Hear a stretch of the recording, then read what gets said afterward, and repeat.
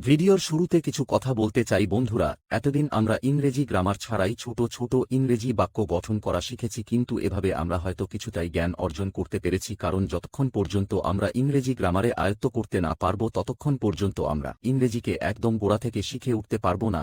তাই আমি আজকের থেকে ইংরেজি গ্রামারের একদম জিরো লেভেল থেকে গ্রামার শিখে ওঠার একটা সিরিজ শুরু করছি, যেটির নাম ইংরেজি গ্রামারের A to Z। যতটা পারি একদম সহজ সরল ভাষায় ইংরেজি গ্রামার বোঝানোর চেষ্টা করছি। আশা করি ভিডিওটি আপনাদের ভালো লাগবে। চলুন শুরু করা যাক। ইংরেজিতে ABCD ইত্যাদি বর্ণকে বলা হয় লেটার। এ থেকে জেড পর্যন্ত ২৬টি বর্ণকে একত্রে বলা হয় আলফাবেট বা বর্ণমালা। ইংরেজিতে আমরা প্রয়োজনমতো বর্ণগুলোকে বড় এবং ছোট দুভাবে লিখতে পারি। বড় হাতের বর্ণগুলিকে বলা হয় ক্যাপিটাল লেটার, যেমন ABCD ইত্যাদি। ছোট হাতের বর্ণগুলিকে বলা হয় স্মল লেটার, যেমন ABCD ইত্যাদি। ইংরেজিতেও বাংলার মতোই স্বরবর্ণ বা ব্যঞ্জনবর্ণ আছে। ইংরেজিতে স্বরবর্ণগুলিকে ভাওয়েলস এবং ব্যঞ্জনবর্ণগুলিকে কনসোনেন্ট বলে।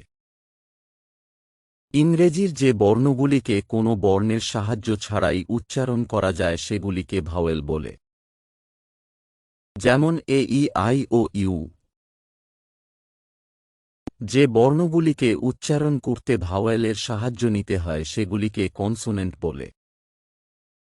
৫টি ভাওয়েলস ছাড়া ইংরেজির অন্য ২৯টি লেটার হল কনসোনেন্ট।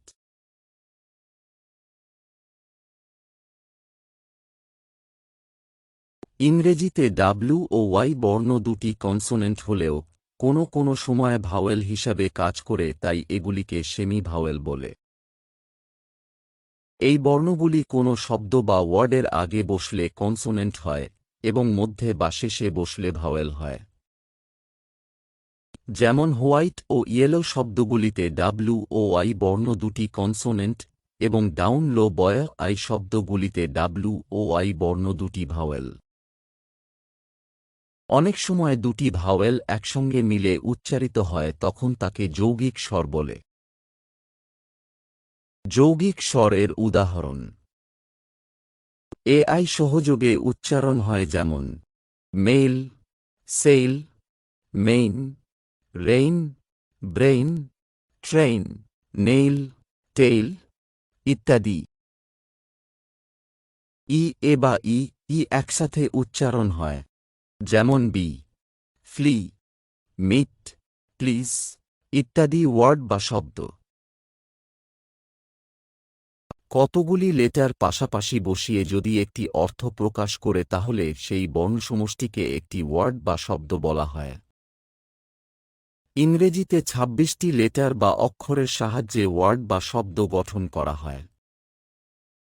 ভাওয়েল বা স্বরবর্ণ ছাড়া ওয়ার্ড গঠন করা যায় না। তবে এর অর্থ হল একটি, এর উচ্চারণ ও অর্থ আছে। আবার আই মানে আমি, এর উচ্চারণ ও অর্থ আছে। অর্থাৎ এ এবং আই এই লেটার দুটি নিজেরাই শব্দ বা ওয়ার্ড। এই লেটারগুলিকে পরিষ্কারভাবে উচ্চারণ করা যায় না, তাই এদের অর্থ হয় না। তাই এই লেটারগুলি দ্বারা কোনো ওয়ার্ড গঠন করা সম্ভব হয়নি। লেটারগুলিকে যদি ম্যাট এভাবে লিখি তাহলে এটি উচ্চারণ করা যাবে এবং এর অর্থ ম্যাট অর্থাৎ মাদুর বলতে পারব।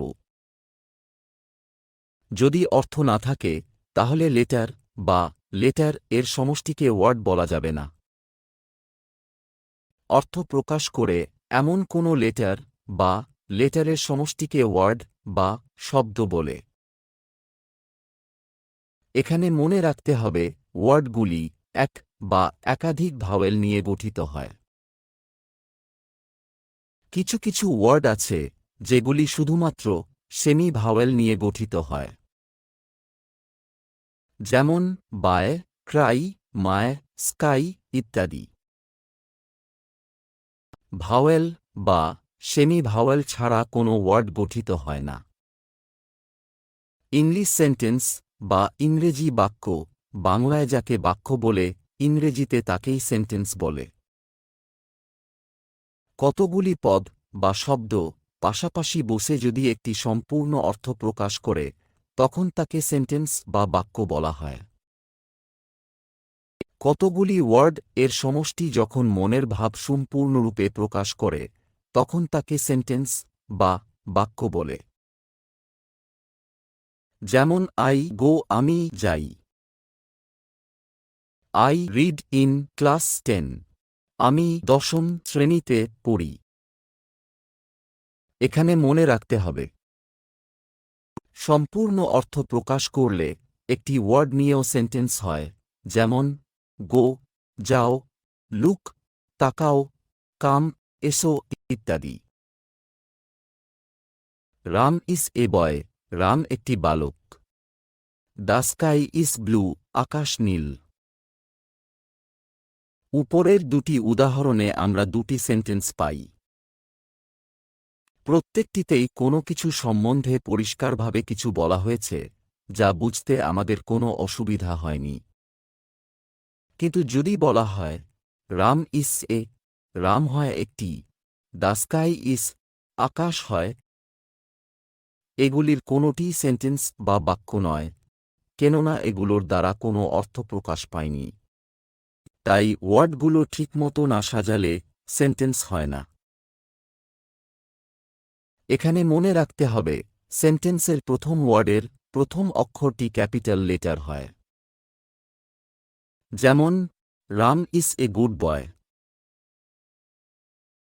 আবার সেন্টেন্সের শেষে সেন্টেন্সের ভাব অনুযায়ী চিহ্ন দিতে হয়।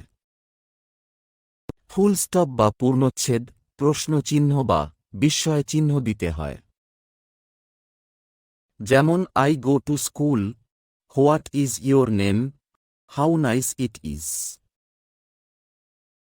একটি বাক্য লিখতে গেলে প্রধানত তিনটি বিষয়ে নজর দিতে হবে: কর্তা, সাবজেক্ট, ক্রিয়া, ভার্ব, কর্ম, অবজেক্ট।